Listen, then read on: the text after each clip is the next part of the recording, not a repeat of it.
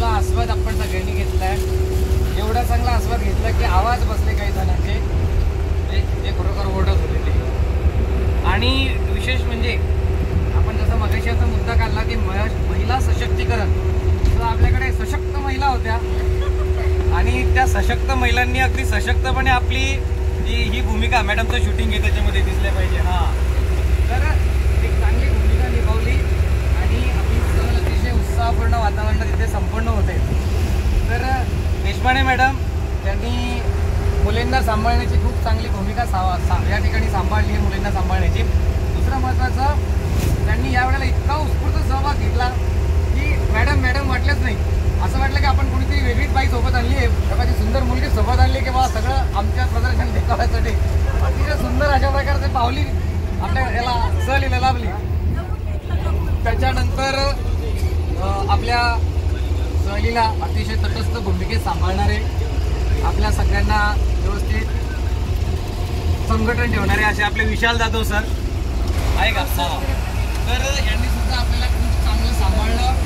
त्याच्यानंतर आपल्या सगळ्यांना सांभाळणारे, अजूनही ते आपल्यासाठी फोनवर बोलत आहे असे सतीश भाऊ, त्यांनी आपल्याला सगळ्याला सांभाळलं आणि आपल्या सगळ्या जबाबदाऱ्या, आर्थिक बाबी, प्रशासकीय बाबी, सोबतच सकाळी लवकर उठवण्याच्या बाबी सुद्धा त्यांनी खूप चांगल्या प्रकारे सांभाळल्या. त्यामुळे आपण सगळ्यांसाठी एकदा जोरदार टाळ्या वाजवू की आपली सहल खूप छान होतं.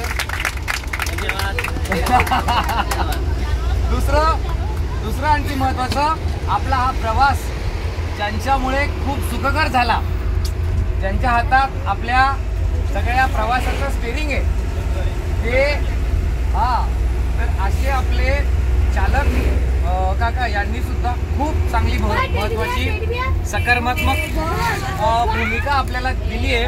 आणि म्हणून आपण त्यांच्यासाठी सुद्धा या जोरदार टाळ्या वाजवूयात.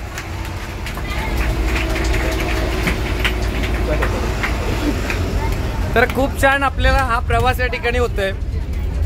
सो आता आपल्याला काय करायचं आहे, सगळ्यांना आपापल्या अनुभवांचा एक रिव्ह्यू जो आहे तो रिव्ह्यू इथे द्यायचा आहे की मला सहलीबद्दल काय वाटलं, माझी सहल कशी झाली.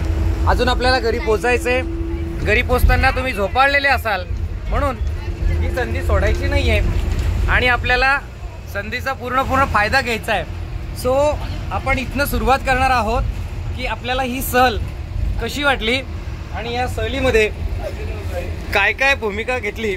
आता ही जी पाण्याची कॅन तुम्हाला इथे दिसते, ही पाण्याची कॅन या दोघांच्या खांद्यावर होती. कालपासून त्यांनी पाणी भरून ठेवलंय, म्हणून आज खूप छान प्रकारे पाण्याची सुविधा आपल्या सगळ्यांना उपलब्ध झाली आहे. सगळ्यांनी हातभार लावला, म्हणून हा सगळा सहलीचा जो खूप छान प्रवास आहे तो या ठिकाणी यशस्वी झाला. आता आपण घेऊयात प्रत्येकाचा रिव्ह्यू.